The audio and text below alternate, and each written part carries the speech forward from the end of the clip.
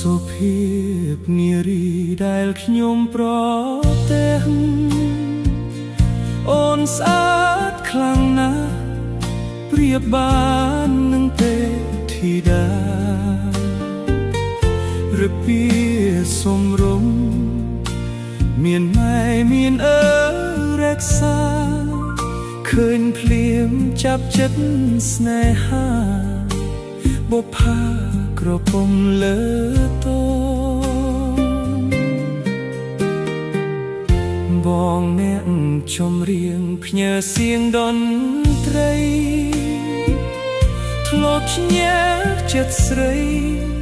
ហេតុអ្វីមកចាញ់ស្នេហ៍អូនដូចមុនសន្តំនឹងព្រួញបាញ់ចំបេះដូងជួយព្យាបាលផងមានស្ងួន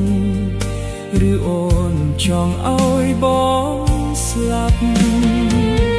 សុំសួរត្រង់មានគូឬទំនេរដែលចិត្តហ៊ានសួរមាសមេតើស្នេហ៍អូនឆ្លើយយ៉ាងណាចូលស្ដីថ្ងៃស្អែកបើអូននៅគ្មានអ្នកណាច្បាប់ខ្មែរពីដូនតារក្សាកិត្តិយសជូនថ្លៃចម្រៀងបទនេះសូមផ្ញើជូនស្រីបើលឺសំដីប្រណី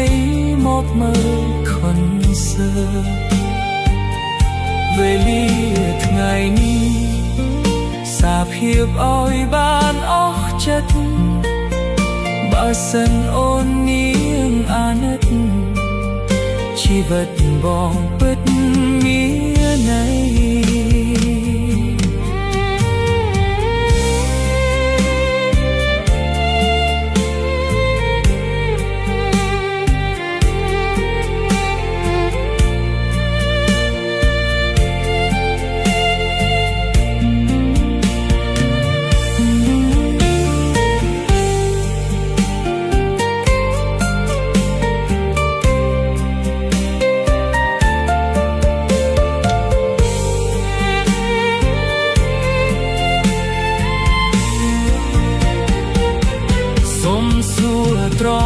ត្រង់